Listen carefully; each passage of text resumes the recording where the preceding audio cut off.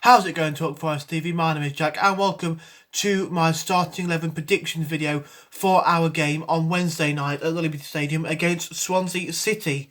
So yeah, I don't really see too much change in terms of personnel in this one from the two games that we've seen most recently from Forest. Obviously it was an unchanged 11 from the Wycombe game for the Bournemouth game, and it was a team that stayed on for the whole 90 minutes. That might be a factor that maybe puts one or two players on the bench, could be fitness, but I think there's not really many reasons to change it. Houghton has been talking about in his press conferences about sort of the unity and how players got to know each other and they're doing well with each other, know what each other's about. That was the reason why he didn't really make any changes for the game. I meant like any substitute changes or anything like that for the game against Bournemouth. So I think it'll be a fairly similar lineup. I think in goal, obviously, Bryce Amber will start. There's not really anybody challenging him, anybody on his level in the squad in terms of goalkeepers who could take his place. In terms of the back four, I think that'll be exactly the same. One change could be the fact that Ribeiro comes in for Bong. Ribeiro's been back from his suspension, I think 1 or 2 games now.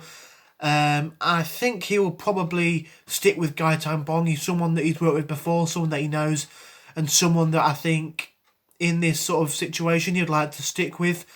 And I've got no problems with that. I think he's done really well over the last couple of games, Gaetan Bong.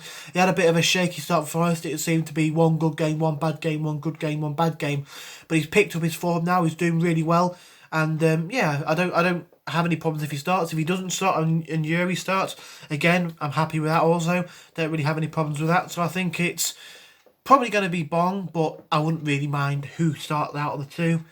In terms of the two in front of the defence then, I think it'll be again Cafu and Garner. I think both have looked really good together over the last 2 games. You would think probably in this game you'd go for someone like Colback instead of Cafu, someone alongside Garner who's a bit more defensive minded, someone who's able to do the dirty work. But I think both of them have done well together and against 2 different types of opponents. One where we're going to have more of the ball, more of the chance to know against the Wycombe side who, well, they look down and out now. They look doomed, to be honest with you. And I think, we're not really going to need a defensive player against the Wycombe. And they look good in that game. They looked good against the Bournemouth, and who you probably might again need a defensive player. And they did really well to control the midfield, to stop their attacking midfielders really getting on the ball, really getting any space. They were really, quite defensively solid in that one. So again, I think they'll probably both start in this one. I could maybe see Colback starting or come off the bench depending on how the game's going for a Cafu. But I think, to be honest with you, both of them will start. There's no reason not to start them. They've looked good in the last 2 games they've played together. And yeah, I definitely think they should both start again. Now, moving into the 3 behind the striker, I think one of the positions will be I don't know, there's 2 changes I'm thinking about as I'm talking to you. One I'm definitely sure about and one I'm not too sure about. I'll come on to the one that I'm definitely sure about now. And that is, I would swap Luke Freeman for Joe Lolly. I think Freeman did come out recently, I'm not sure if it was recently, but recently I saw it, saying that he had some surgery last year and it was the wrong surgery and it wasn't what he actually needed and he still might be carrying that injury, which I think, if you play him in 3 games in a row, maybe that might aggravate the injury. I don't know what the injury is, so I can't be 100% sure about that. But I think, if it is something that could be aggravated by playing football, and obviously we haven't had a rest as long as Swansea, so they're going to be more fit than us. We last played, obviously on Saturday. We're going to play again on Wednesday. They didn't play. They haven't played a game since last Wednesday, so they're going to have a couple more days on us in that respect. And I think, I don't know, he's not really done too much to stake place in this team. I think he's been average at best. He's done okay, but he's not really done anything outstanding, anything that you look at and think, yeah, he definitely deserves to play again. And I think Joe Lolly does. He's had a bit of a torrid time with injuries, playing with shin splints, broken toes. But I think in a game like this, you kind of need a Joe Lolly who can just do something out of absolutely nothing. Like you saw against Luton last season. He grabbed us back from being a goal down to win that game. I think it was 3-1. Had a really good game in that one. You saw the game against Aston Villa a couple of seasons back when it was 5-5. You know, scored an absolute screamer from absolutely nowhere.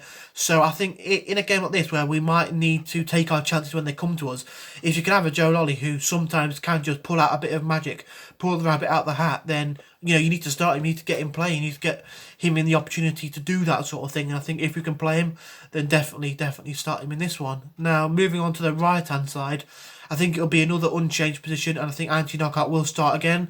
I think Knockaert looks really good. I know if we can try and get him on a permanent, then I'd definitely try and do that. He's a player who Chris Hughton knows how to get the best out of him. I don't think he's really been as good as that anywhere else. Maybe shouts about Leicester before Brighton. Definitely hasn't been himself at Fulham. And I think if you can stick with him and you allow Chris Hughton that time to work with him again, he'll be firing like no one's business, and he could be a real handful on his day against defenders. I think my only gripe with Anthony Knockaert is the fact that he does like to take the shot on. It's the same with Sammy Amiobi. The only sort of gripes I have with the two players is that they do like to, you know, they like to shoot when there's probably a better option on.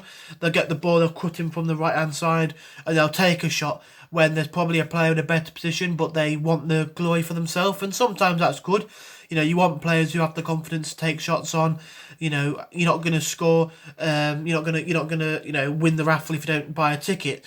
So I think, you know, that it's good in that aspect. But I think sometimes maybe he could do better to look up and sort of see what's around him. You know, it's not bad to have a shot every now and again. But if there is somebody in a better position, maybe lay it off to him. But I think overall, you know, he can be a real handful and someone that on his day can really do a good job. And I think we need players on their day to beat Swansea. And I think, he could do a really good job in that one. So my centre-attacking midfielder, I'm going to say Filip Krovinovic. I think he's been really good in the last couple of games. Not done too much to sort of, you know, you don't look at him and think, oh, he's absolutely running the game. But he does what he needs to do in terms of the defensive work as well. I saw him against Bournemouth. He was... we're sort of slipping into a 4-4-2 kind of.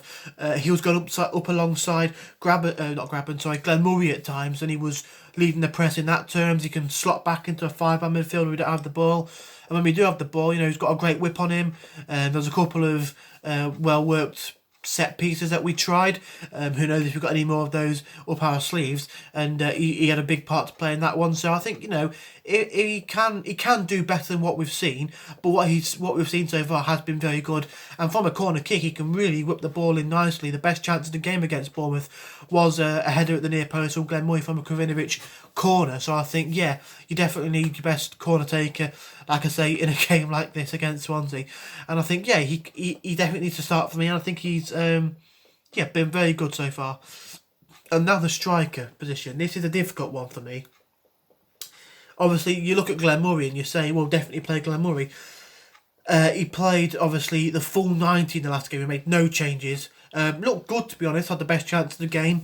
Scored a brace in the game before that against Wickham. I think he played 75 minutes in that one. So I'm just worried if he has enough in the tank. Obviously, at the age of 37, he's no spring chicken, and I don't know whether he'll have enough in his tank to play another game, another full 90 if Chris Hughton decides not to make any changes again, because like I said, he's really talking about unity and working as a unit and how players are getting to know each other, and he didn't like to make any changes because of how well we work together as a team. And if things look like that again, obviously I think it'll be a similar performance against Swansea than what we saw against Bournemouth. Then it could be another full 90 performance with no substitutes. And does he have that in the bag?